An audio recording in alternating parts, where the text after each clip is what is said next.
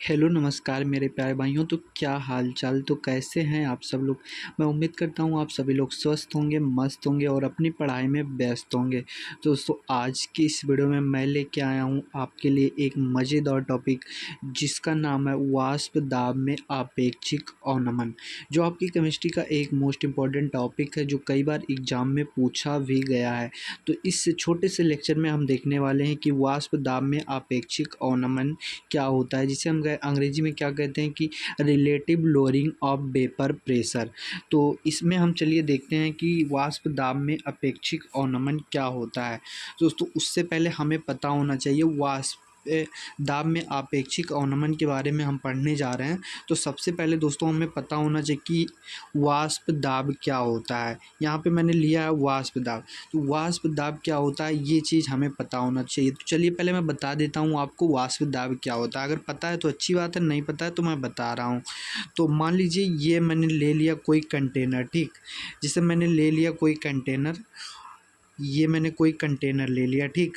और इस कंटेनर में मैं भर देता हूँ क्या, पानी, ठीक। इस कंटेनर में मैं पानी भर देता हूँ।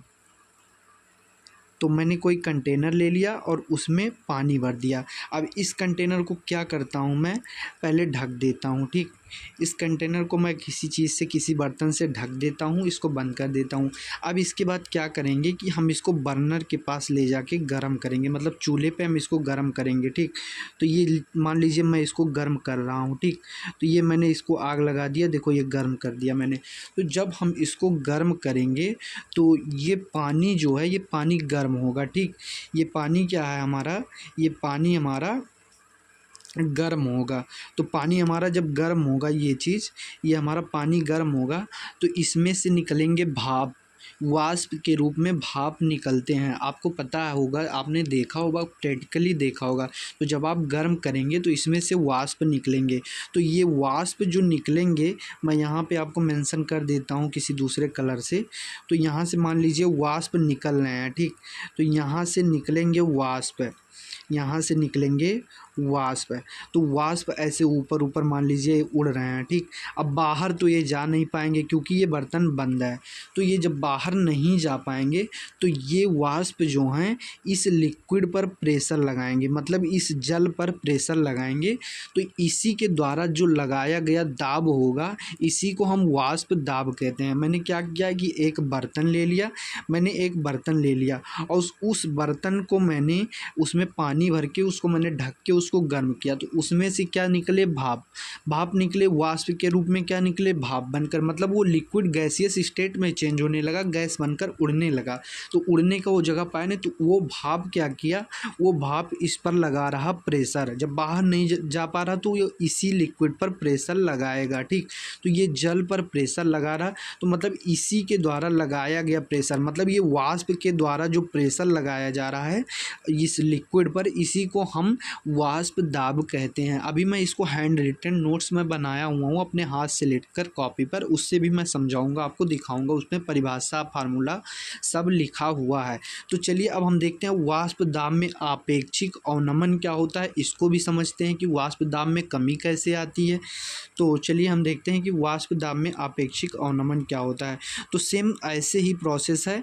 तो वाष्प दाब में आपेक्षिक अवनमन क्या होता है दोस्तों कि इसमें हम, जैसे मैंने कंटेनर लिया था, कंटेनर में मैंने भरा था जल। तो ठीक है, मैं कंटेनर ले रहा हूँ, ठीक। ये मैंने कंटेनर ले लिया और मान लो इसमें मैंने जल भर लिया। तो अभी तो ये एक शुद्ध विलायक है, ठीक। ये एक शुद्ध विलायक के रूप में है, मतलब प्योर प्योर एकदम शुद्ध विलायक के रूप में है। इसमें कोई अशुद्धि नहीं घुली हुई है, ठीक, एकदम शुद्ध है। लेकिन इसी में तो ये शुद्ध है, तो इसको हम गर्म करेंगे तो ये प्रेशर ज़्यादा लगाएगा। लेकिन मान लीजिए इसी कंटेनर में मैंने कंटेनर एक और ले लिया। मान लीजिए इस कंटेनर में मैं जल तो भरा हुआ हूँ, ठीक। मान लीजिए ये जल भरे हुए हैं, इसमें ये जल भरे हुए हैं। लेकिन इस जल के साथ साथ मान लीजिए मैं मिट्टी मिला देता हूँ, मान लीजिए मैं मिट्टी मिला देता हूँ, इसी बीच बीच में मिट्टी भी मिला दिया, कुछ और मिला दिया, मतलब कोई अशुद्धियाँ मिला दिया, ठीक। तो अवाष्पशील जो मतलब घुल नहीं सकता, मतलब अवाष्पशील मतलब द्रव मिला दिया, जिसका मतलब वाष्पन नहीं किया जा सकता, जिसको गर्म करके गैस नहीं बनाया जा सकता। मिट्टी को गर्म करोगे तो वो गैस में थोड़ी ना चेंज हो जाएगा।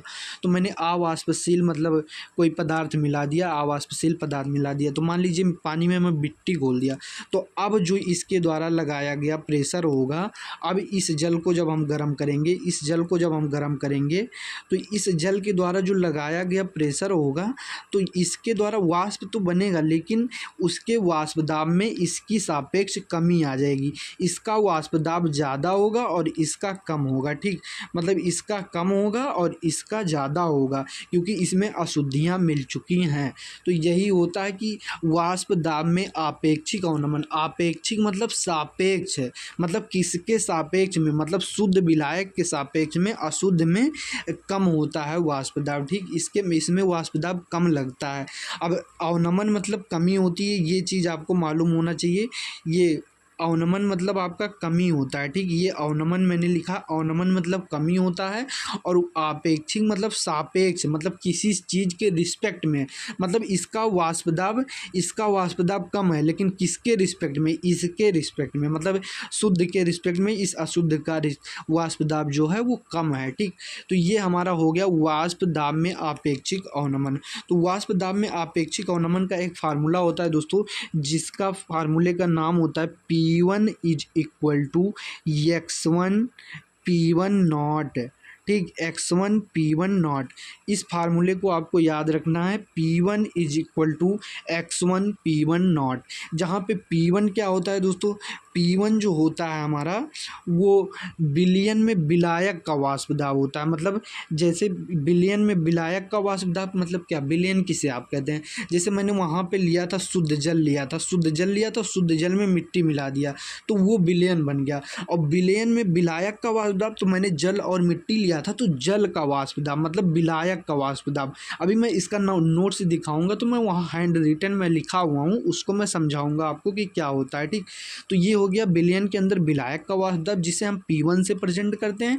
और x1 जो हमारा हो गया, ये विलायक का मोल भिन्न हो गया। मोल भिन्न निकालना आपको आता होगा, मोल भिन्न क्या होता है, ये मैंने छोटा सा वीडियो बनाया है, वो आप जाके देख सकते हैं। तो ये विलायक का मोल भिन्न हो गया। ठीक, और इसके बाद जो P1 नाट होता है हमारा, P1 नाट जो होता है ये शुद्ध विलायक का वाष्प दाब होता है। ठीक, तो ये हमारा वाष्प दाब में आपेक्षिक अवनमन का फार्मूला क्या हो गया, P1 is equal to x1 P1 not.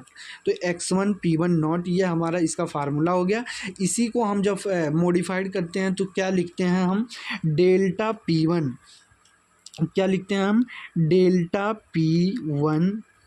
Delta P1 is equal to P1 not minus P1। मतलब हम चेंज इन मतलब वाष्प दाब में जो चेंज निकालते हैं, चेंज मतलब कि विलायक के बिलियन में जो विलायक का वाष्प दाब है उसमें कितना चेंज आ रहा है, कितना परिवर्तन हो रहा है, मतलब कितना घट रहा है, उस चेंज को निकालने के लिए हम ये फार्मूला यूज करते हैं, P1 नाट माइनस P1। P1 नाट क्या होता है, शुद्ध विलायक का वाष्प दाब होता है, और शुद्ध विलायक के वाष्प दाब में से हम अशुद्ध विलायक जो विलायक का वाष्प दाब होता है उसमें हम घटा देते हैं। ठीक, तो ये हो गया बिलियन के अंदर जो विलायक का वाष्प दाब होता है उसमें से हम मतलब उसको हम घटा देते हैं, किसमें से, शुद्ध विलायक के वाष्प दाब में से। तो ये हमारा हो गया। अभी मैं इसको इसका जो कोडिंग है वो लिख के मैं दे देता हूँ, ताकि आपको फार्मूला समझने में कोई प्रॉब्लम ना हो। इसी को आप इस तरह से और लिख सकते हैं कि एक तरह से और लिख सकते हैं, delta P1 is equals to P1 not minus P1 not multiply by x1। यहाँ पे जगह नहीं है, इसको मैं फिर से लिख देता हूँ। तो इसको हम लिख सकते हैं एक तरह से और, मतलब हम बिलियन में विलायक के वाष्प दाब में जो चेंज निकाल रहे हैं उसको हम इस तरह से और लिख सकते हैं, P1 not minus P1 not x1। ठीक, मतलब इसके हम विलायक के मोल भिन्न से जब हम इसमें मल्टीप्लाई कर देंगे, मतलब शुद्ध विलायक के वाष्प दाब को हम यहाँ पे क्या कर रहे हैं कि ये विलायक के मोल भिन्न से मल्टीप्लाई कर दे रहे हैं। शुद्ध विलायक के वाष्प दाब में से माइनस क्या करना है, शुद्ध विलायक का वाष्प दाब मल्टीप्लाई बाय मोल भिन्न उसका कर देना है। ठीक, तो ये हमारा एक फार्मूला और रेडी हो जाता है। तो ये एक फार्मूला हो जाता है। इसको चलिए मैं लिख के जो कॉपी पे लिखा हुआ हूँ वो दिखा देता हूँ। ठीक, तो दोस्तों ये रहा मैंने जो लिखा था, वाष्प दाब में आपेक्षिक अवनमन। ठीक, वाष्प दाब में आपेक्षिक अवनमन को हमने लिया था। तो जब मैंने बताया था कि जब कोई अवाष्पशील पदार्थ किसी शुद्ध विलायक में मिलाया जाता है तो विलायक के वाष्प दाब में कमी आ जाती है। मैंने वहाँ पे एक अवाष्पशील पदार्थ मिट्टी को मिलाया था पानी में। ठीक, तो वो हमने अवाष्पशील पदार्थ जब मिलाया तो उसके वाष्प दाब में कमी आ गई, जिसे हम वाष्प दाब में आपेक्षिक अवनमन कहते हैं। मैंने आपको फार्मूला दिखाया था क्या, P1 बराबर x1 P1 not, x1 P1 not, मतलब यहाँ मल्टीप्लाई हो रहा है x1 P1 नॉट। अब यहाँ पे आप P1 बराबर मैंने क्या बताया था कि बिलियन में विलायक का वाष्प दाब, बिलियन में विलायक का वाष्प दाब। देखो शुद्ध विलायक जब था वो अलग था, जब पानी में मैंने मिट्टी नहीं मिलाया था तो वो शुद्ध विलायक था। लेकिन जब उसमें मैंने मिट्टी को मिला दिया, मिट्टी मिला दिया और मैंने उसमें पानी भी मिला दिया, दोनों मिक्स कर दिया, तो अब इसके अंदर जो विलायक का वाष्प दाब होगा उसको पूछा जा रहा है, P1 उसको कहा जा रहा है। ठीक, और ये हो गया हमारा विलायक का मोल भिन्न x1 और शुद्ध विलायक का वाष्प दाब ये हो गया हमारा P1 नॉट। शुद्ध विलायक का वाष्प दाब मतलब जब पानी में मिट्टी नहीं मिला हुआ था। तो ये एग्जांपल मैंने लेके आपको एक्सप्लेन किया। अब चलिए आगे इसका हम फार्मूला को मॉडिफाई करके जो बताया था मैंने, जब चेंज निकालना हो कि कितनी कमी आ रही, कितना चेंजिंग हो रहा है उसके वाष्प दाब में, तो डेल्टा P1 मैंने बताया, डेल्टा P1 बराबर जो मैंने बताया था P1 not minus P1 not minus P1 मैंने बताया। ठीक, तो P1 नॉट माइनस P1 मैंने बताया कि डेल्टा P1 जो होता है बिलियन में जो विलायक का वाष्प दाब है उसमें कितनी कमी आ रही है, कितनी क्या हो रहा है, कितना चेंज आ रहा है। ठीक, उसके चेंज डेल्टा ये क्या प्रदर्शित करता है, ये डेल्टा जो है ये इंडिकेट करता है इसमें हम चेंज निकाल रहे हैं। ठीक, तो ये डेल्टा P1 बराबर हमारा हो गया P1 नॉट माइनस P1। अब P1 नॉट शुद्ध विलायक का वाष्प दाब हो गया, शुद्ध विलायक के वाष्प दाब में से हम बिलियन में विलायक का वाष्प दाब घटा देते हैं। और दूसरा इसी को हम क्या कहते हैं कि जब चेंज निकालते हैं तो शुद्ध विलायक के वाष्प दाब में से हम शुद्ध विलायक के वाष्प दाब और मल्टीप्लाई कर देते हैं क्या, मोल भिन्न को मल्टीप्लाई करके माइनस कर देते हैं। तो ये हमारा दूसरा फार्मूला हो गया। तो दोस्तों मैं उम्मीद करता हूँ कि ये आपको समझ में आया होगा। अगर अभी भी कोई भी डाउट आता है तो आप हमें कमेंट बॉक्स में बता सकते हैं। तो दोस्तों मैं उसको सॉल्व करने की कोशिश करूँगा। वीडियो पसंद आया हो तो वीडियो को एक प्यारा सा लाइक कर देना और चैनल को सब्सक्राइब करके बेल आइकन प्रेस कर देना। तो धन्यवाद दोस्तों, हम मिलते हैं अपने नेक्स्ट वीडियो में ऐसे ही मज़ेदार टॉपिक के साथ। तब तक के लिए बाय बाय। स्क्रीनशॉट लेना चाहते हैं आप तो ले सकते हैं।